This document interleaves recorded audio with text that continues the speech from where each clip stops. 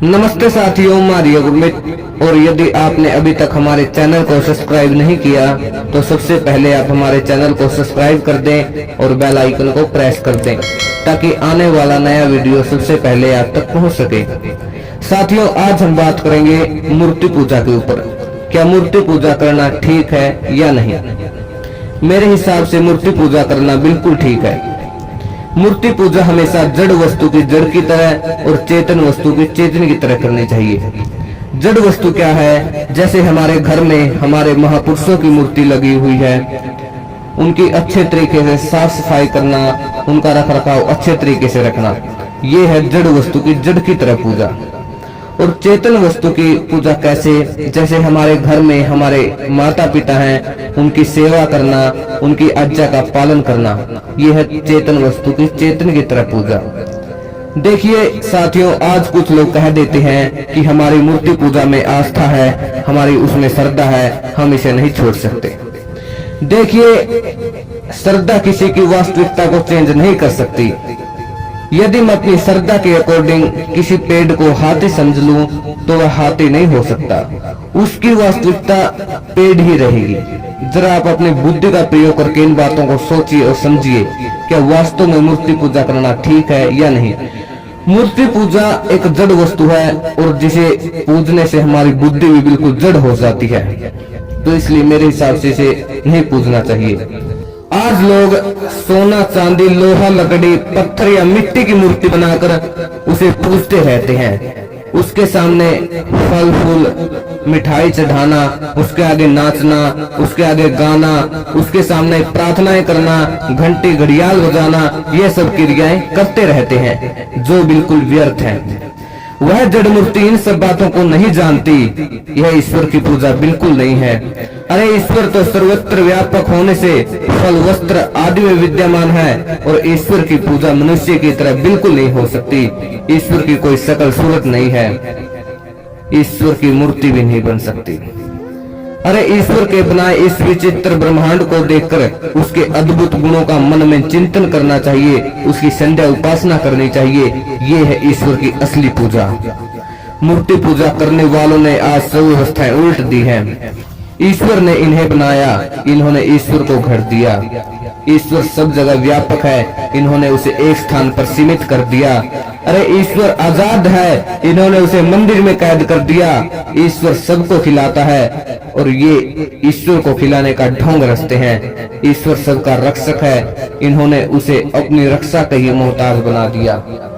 अरे परमात्मा हमारे अंदर ही विद्यमान है, आप उसकी संध्या उपासना कीजिए। लेकिन आज लोग अपने घर की खीर को छोड़कर भीख मांगते फिरते हैं, पत्थर, मिट्टी और लकड़ी में देवताओं की कल्पना करते हैं। अपने अंदर जब परमात्मा विद्यमान है तो हम मूर्ति पूजा में क्यों व्यर्थ समय बर्बाद करें?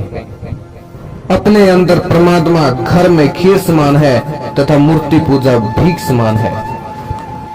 अरे ईश्वर निराकार है, उसकी कोई शकल सूरत नहीं है, उसकी कोई मूर्ति भी नहीं बन सकती। इसी कारण वह आंख से देखा नहीं जा सकता, नाक से उसे सूंघा नहीं जा सकता, जिह्वा उसका स्वाद नहीं चख सकती, त्वचा उसे स्पर्श नहीं कर सकती और कान से उसे सुना नहीं जा सकता।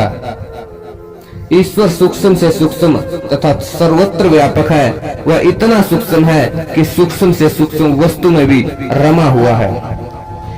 ईश्वर अंतर्यामी है। आत्मा शरीर में बहुत ही सूक्ष्म पदार्थ है, परंतु ईश्वर उस आत्मा में भी विद्यमान है। इसी कारण से ईश्वर को अंतर्यामी कहा जाता है। ईश्वर अजन्मा, अनंत और अनादि है, वह कभी उत्पन्न नहीं होता। जो वस्तु उत्पन्न होती है वह मरती अवश्य है। क्योंकि ईश्वर कभी उत्पन्न नहीं होता, इसलिए वह कभी मरता भी नहीं, वह सदा रहने वाला है। तो इसलिए आप मूर्ति पूजा को छोड़ दें। आपको मैं एक बिल्कुल सत्य घटना सुनाता हूँ।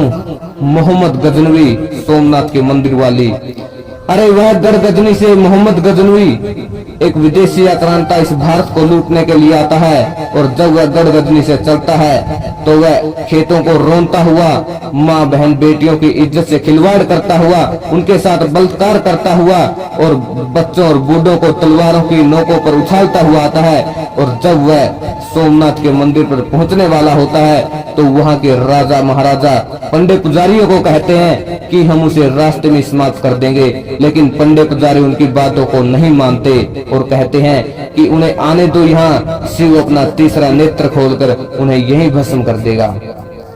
मूर्ति पूजा के कारण उनकी बुद्धि बिल्कुल जड़ हो चुकी थी। इस बात को स्वीकार करने से वे मना कर देते हैं और बार बार यही कहते हैं कि आने दो उन्हें, शिव अपना तीसरा नेत्र खोलकर उन्हें यही भस्म कर देगा। अरे जब वह मोहम्मद गजनवी सोमनाथ के मंदिर पर पहुंच जाता है तो वह आते ही वहां पर शिव की मूर्ति को अपने गधे से ध्वस्त कर देता है, और उसमें से हीरे, जवाहरात, माणिक, विभिन्न प्रकार के रत्न निकलते हैं, और वह उन सबको लूटकर अपने साथ मक्का मदीना गढ़गजनी ले जाता है, और जो उसने शिव की मूर्ति तोड़ी थी उसे वह अपने साथ वहीं ले जाता है और उसे वहां पर मस्जिद की सीढ़ियों पर चिनवा देता है। और वह कहता है कि इन भारतवासियों की जड़ वस्तु को पूज पूज कर इनकी बुद्धि भी बिल्कुल जड़ हो चुकी है। तो वह जड़ मूर्ति इन सब बातों को नहीं जानती, इसलिए हमें ईश्वर की संध्या उपासना करनी चाहिए। साथियों, मेरा उद्देश्य किसी की भावनाओं को ठेस पहुंचाना बिल्कुल नहीं है। मैं ये नहीं कहता कि ईश्वर नहीं है, ईश्वर है, लेकिन वह कण कण में विद्यमान है, वह हमारे अंदर ही विद्यमान है, और हम उसे संध्या उपासना के द्वारा ही प्राप्त कर सकते हैं। ईश्वर की आप भक्ति कीजिए, लेकिन मूर्ति पूजा करना तो अच्छी बात नहीं है। अरे आज कुत्ते मूर्तियों को बिल्कुल चाटते रहते हैं और आप उसे ही पूजते रहते हैं। जरा अपनी बुद्धि का प्रयोग कीजिए। तो साथियों, यदि आपको वीडियो अच्छी लगे तो इसको अधिक से अधिक शेयर जरूर कीजिए, ताकि और लोग भी मूर्ति पूजा के विषय के ऊपर जान सकें।